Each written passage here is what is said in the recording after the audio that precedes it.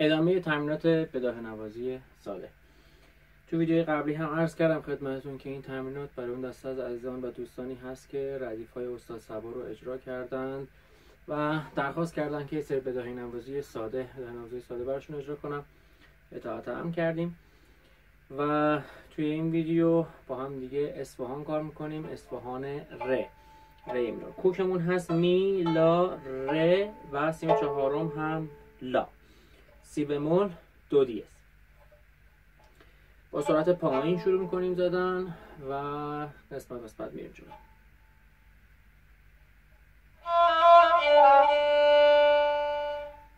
فامی فامی ره دوره دو سی،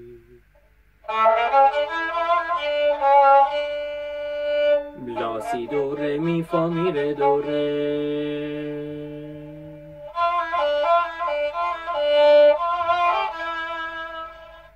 فامی ره فا سل می،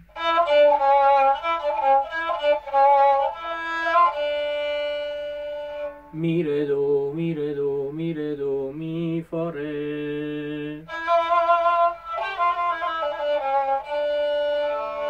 می فا می سل فا سل فا می فا میره دو ره،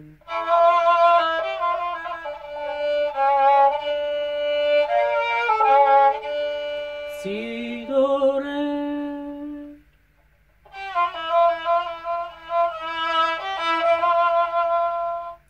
سل فا می فا می فا می فا می فا می سل فا،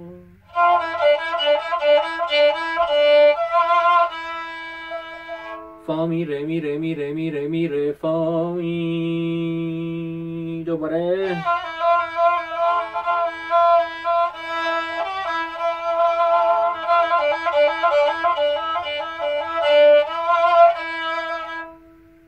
لا سل می فا سل سل گریس میدیم از فا، می فا سل، از فا میریم به سمت سل، سل فا می سل فا ره می فا، فا می ره دو ره می فا، سل فا فا می ره ره دو ره.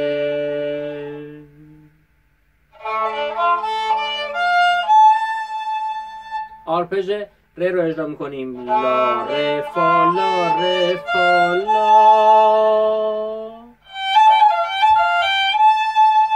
سولا سل فا سولا فا سولا،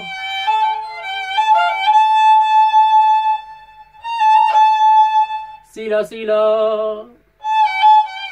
لا سولا سول، سل فا می فا می فا می فا می فا می ره می دو لا دو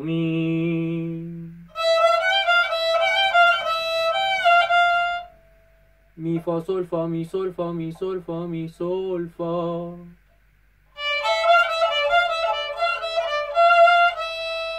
ره می فا می ره فا می ره فا می ره فا می، دو می ره دو ره،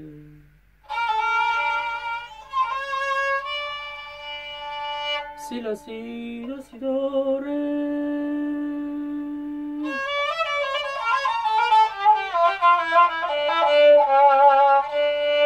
دو ره می ره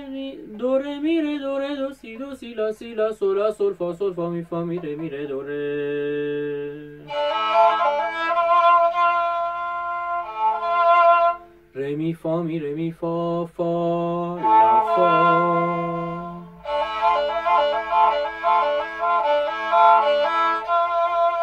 ره می فا سر هر یه دونه ره یه آکسان هم میذاریم روش. ره می فا برای اونقدری که از حالت طبیعی خارج نشه.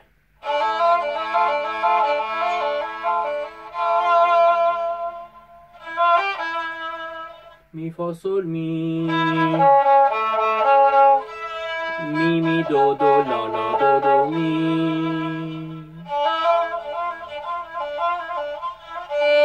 ره می فا می ره فا می ره فا می ره فا می ره دو ره می ره ره سل فا می ره دو ره ره ره سل دوباره ره ره سل گلیساندو فا می ره دو ره سی دو ره.